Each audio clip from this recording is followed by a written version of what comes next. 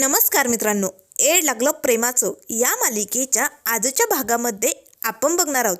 इथे रायाच्या आईची स्मृती परत येताच त्या रात्री मिहीर बरोबर जे काही घडलं होतं ते सगळं काही इथे रायाच्या आईला आता आठवलेलं असतं. तर इथे आता दरवाजातनं राया आणि मंजिरी आईकडे बघत असतात. तेव्हा राया मला लागतो, मिसफायर, अगं बघ ना, अगं माझी आई किती खुश आहे, अगं बघ ना, तिच्याकडे बघून मला खूप बरं वाटतंय. पण मिसफायर, जर माझ्या आईने मला हळद लावली असती ना तर अगदी भारी झालं असतं की नाही. तेवढ्यात जी हळदीचं भांडं घेऊन येते आणि लागते, राया मंजिरी, अरे तुम्ही दोघं तयार झालात की नाही आणि इकडे काय करतायत. तेव्हा राया लागतो, जीजी अगं आईकडे बघतोय, बघ ना आई किती आनंदात ते लग्न येतं. तेव्हा लगेच आता जीजी मला लागते, हो ना, मग चला आईचा आशीर्वाद घ्या पटकन, चला बरं. त्याच वेळेस आता लगेच राया लागतो, पण जीजी आई मला आशीर्वाद देईल का. तेव्हा जीजी मला लागते, का देणार नाही, तिच्या मुलाचं लग्न आहे ना, देईल, चल पटकन, असे म्हणत आता तिघेही आतमध्ये येतात. रायाच्या आई मात्र आता मंजिरीकडे बघू लागते, पार्वती असे म्हणत आता डोळे भरून मंजिरीकडे बघत असते. त्याच वेळेस मंजिरी लागते, आई माझं लग्न आहे, मला आशीर्वाद द्याल ना तुम्ही.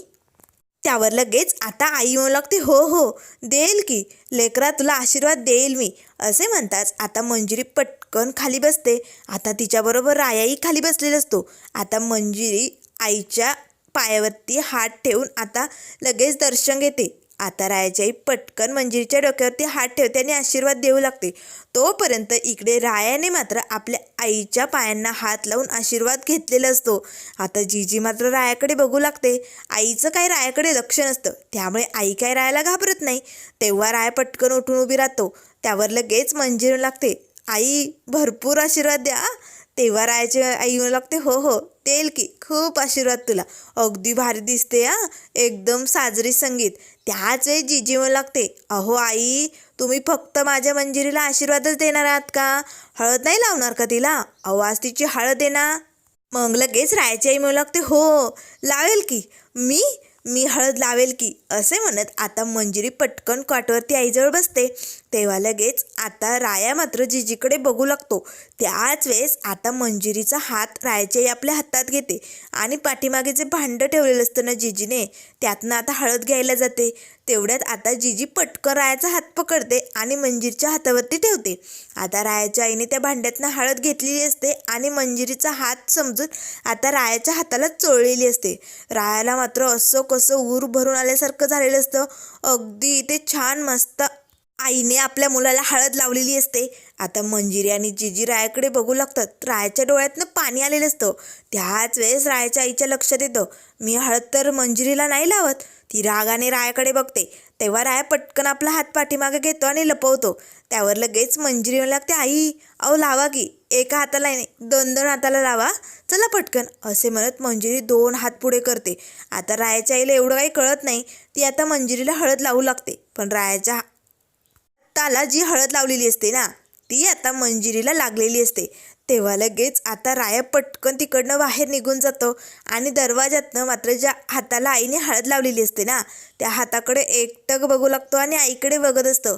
त्याच वेळेस आई मात्र मंजिरीच्या गालाला हळद लावते, हातांना हळद लावते, खूप खुश असते, खूपच आनंदात असते. तेव्हा लगेच जीजी पटकन रायाजवळ येते आणि लागते, राया अरे काय झालं, झाली का तुझी इच्छा पूर्ण. तेव्हा राया लागतो, जीजी तुमचे आभार कसे मानू ना तेच कळत नाहीये, खरंच तुम्ही माझ्यासाठी किती करता जीजी. तेव्हा जीजी मला लागते, राया हे काहीच नाही, अरे तुझ्या आईने तुला हळद लावावी ही इच्छा होती ना तुझी, म्हणून हे समज केलं मी, आता कसं वाटतंय.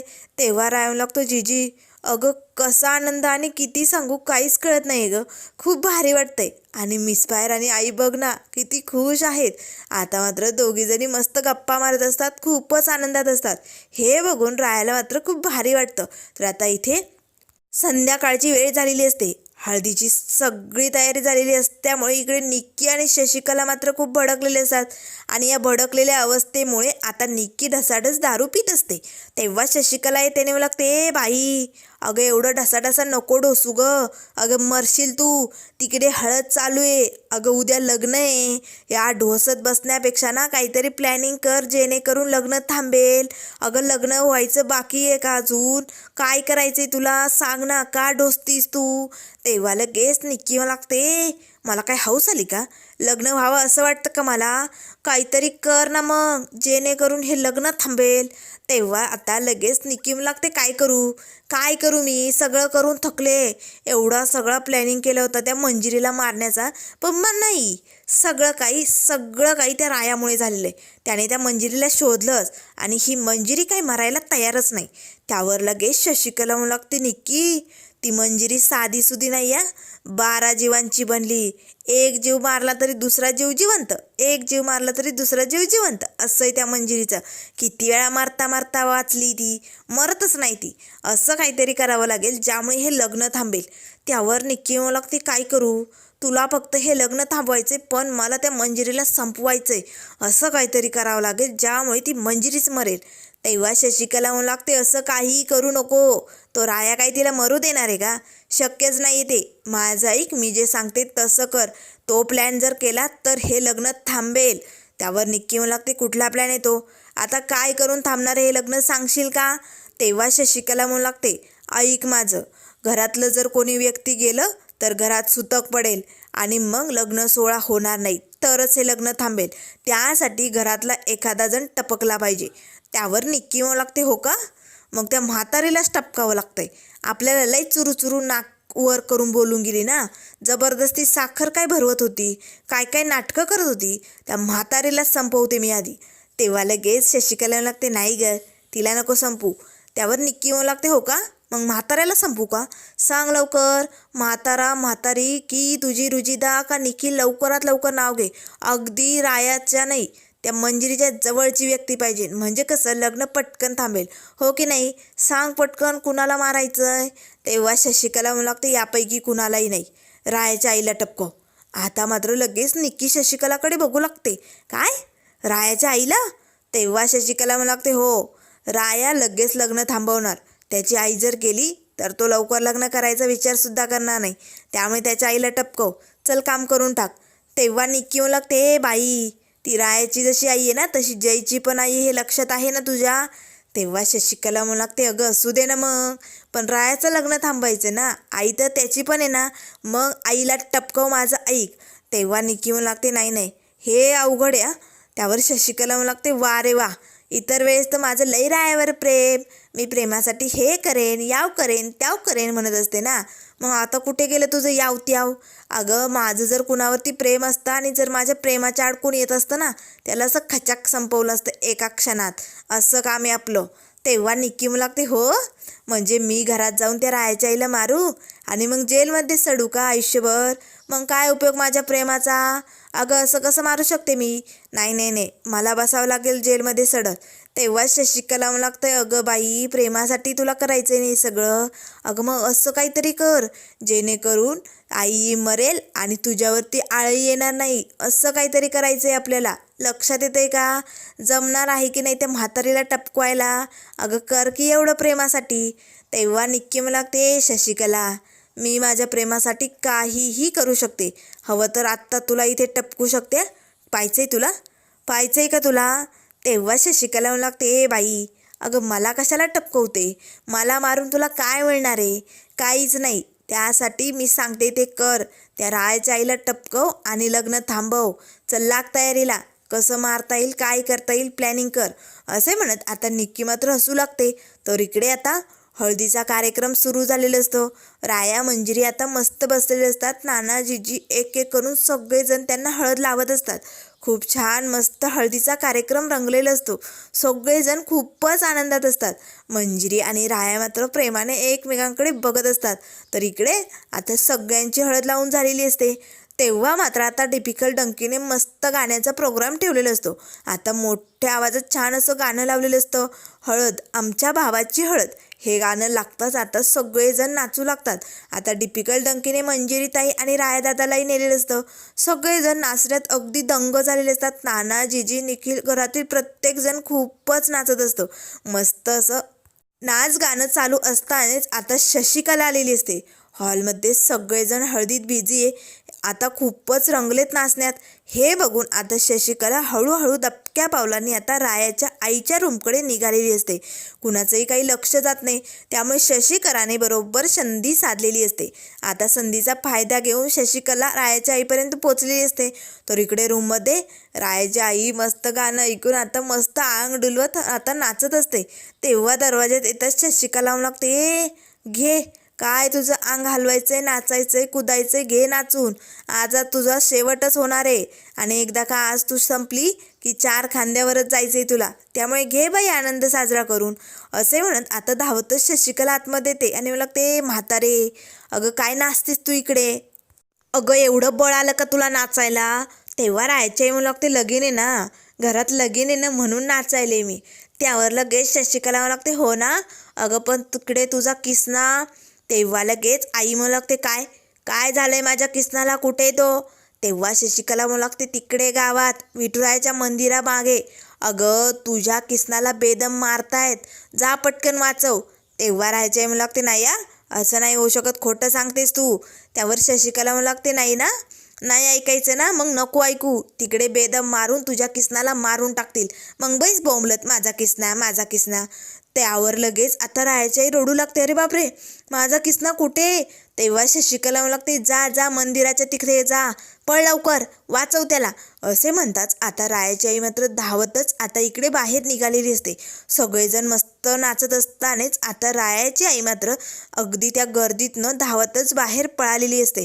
राया सगळेजण आता आई आई थांब असे ओरडू लागतात, पण रायाची आई मात्र थांबायला तयार नसते. ती धावत पळत किसना, माझा किसना असे म्हणत ओरडतच निघालेली असते.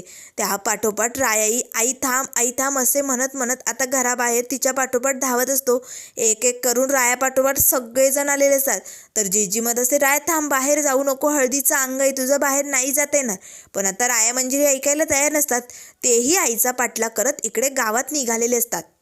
तर लगेच शशिकला आता निक्कीला फोन करून सांगते, रायाची आई वेंधळेवाणी पळतच आता गावाबाहेर निघाली, त्यामुळे पटकन तू तुझं काम करून टाक. एकदा काही रायाची आई संपली की लग्नाचा विषयही संपला. असे म्हणत शशिकला हसू लागते. तर आता रायाची आई मात्र इकडे मंदिराकडे धाव घेत असते, माझ्या किसनाला वाचवा, थांबवा, माझ्या किसनाला वाचवा, थांबवा हे सगळं. असे म्हणत असताना समोरनं एक जोरात गाडी येते आणि आता ती गाडी येऊन लगेच रायाच्या आईला धडक मारते. त्या क्षणाला पाठीमागनं मंजिरी, राया, नाना, जीजी सगळेजण धावत आलेले असतात. आता मात्र रायाची आई खाली पडलेली असते, तिच्या डोक्याला मार लागलेला असतो, रक्त निघालेलं असतं. राया पटकन आपल्या मांडीवरती आईचं डोकं घेतो, आई काय झालंय तुला? अगं ए कोणी केलं हे सगळं, कोणी उडवलं माझ्या आईला? असे म्हणताच ती गाडी मात्र तिकडनं निघालेली असते. राया पटकन आपल्या आईला उठवण्याचा प्रयत्न करू लागतो, पण याच वेळेस आता इथे धडक डोक्याला लागल्यामुळे रायाच्या आईची स्मृती परत आलेली असते. तेव्हा ती म्हणू लागते, तो तिकडे गेलाय, त्याला थांबवा, त्याला वाचवा, त्याला मारू नका, त्याला वाचवा. असे आता रायाचे ओरडतच म्हणू लागते. आता मंजिरी, राया सगळेजण आईकडे बघू लागतात, कारण तिकडे तर कोणीच नसतं. तेव्हा रायाम लागतोय, आहे अगं काय झालंय तुला?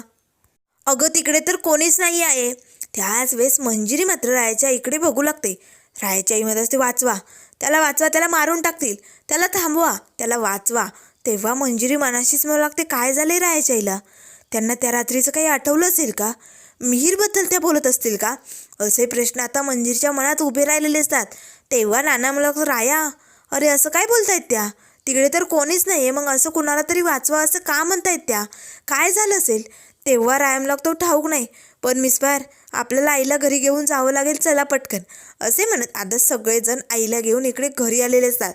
आता मात्र रायाने डॉक्टरांना बोलवलेलं असतं. डॉक्टर आता आईचा चेकअप करू लागतात, म्हणजे रायाची आई बेशुद्ध असते. तेव्हा आता तिला मलमपट्टी वगैरे झालेलं असतं. त्याच वेळेस राया विचारू लागतो, डॉक्टर काय झालंय सांगा ना, माझ्या आईला जास्त फार काही होणार नाही ना, ती बरी होईल ना, सांगा ना डॉक्टर. तेव्हा डॉक्टर म्हणू लागतात, राया हे बघ शांत हो, आत्ता तरी कसलाही धोका नाही आहे. हे बघा त्या शुद्धीवरती येतील, पण कदाचित त्यांच्यासाठी हे जे काही घडलंय ना ते चांगलंही असू शकतं आणि वाईटही असू शकतं. तेव्हा राया लागतो, डॉक्टर अहो काय बोलताय तुम्ही? ॲक्सिडेंट झालाय, कोणीतरी उडवलंय माझ्या आईला, आणि हे चांगलं कसं असू शकतं? सांगा ना डॉक्टर. तेव्हा डॉक्टर म्हणू लागतात, हे बघा कदाचित डोक्याला मार लागल्यामुळे त्यांची स्मृती परत येऊ शकते, म्हणून ते असं बोलत असतील. आता तुम्हाला सांगते, जेव्हापासनं मी त्यांची ट्रीटमेंट करते, म्हणजे मंजिरी जेव्हापासनं त्यांची काळजी घेते ना, तेव्हाही हॉस्पिटलमध्ये त्या अशाच म्हणायच्या, त्या गाडी पाठीमागे पळा, त्याला वाचवा, त्याला मारू नका, अशा ओरडायच्या. आणि मला त्यावरनं असं वाटतंय की नक्कीच त्यांना काहीतरी आठवतंय. आणि हो, आता त्यांना हे आठवतंय की नाही हे आपल्याला त्या शुद्धीवर आल्यावरच कळेल. तेव्हा रायम लागतो, आणि डॉक्टर, चांगलं हे घडू शकतं आणि वाईट? तेव्हा डॉक्टर म्हणू लागतात, जर त्यांची स्मृती परत नाही आली आणि या धडकेमुळे जर त्यांना आणखीन शॉक लागला तर मग त्यांची परिस्थिती आणखीन बिघडेल. हे मात्र वाईट होऊ शकतं. राहायला जरा टेन्शन आलं असतं. तेव्हा लगेच डॉक्टर म्हणू लागतात, राया टेन्शन घेऊ नको, जेव्हा त्या शुद्धीवरती येतील तेव्हा आपल्याला कळेलच नेमकं काय घडलंय. त्याच वेळेस आता मंजिरी मात्र रायाच्या आईजवळ बसते. आता राया लगेच काही चिठ्ठ्या दिलेल्या असतात, ते औषध आणण्यासाठी निघालेले असतो. तेव्हा आता मंजिरी मात्र रायाच्या आईकडे बघतच मनाशीच म्हणू लागते, आईंना नेमकं काय आठवत असेल? त्या रात्रीचा भूतकाळ तर आठवलं नसेल ना? मिहीरबद्दल काय झालं होतं, काय घडलं होतं हे तर आठवलं नसेल ना? असे असंख्य विचार आता मंजिरीसमोर उभे झालेले असतात. तर जिजी मात्र आता रायाच्या आईकडे एकटक बघू लागते.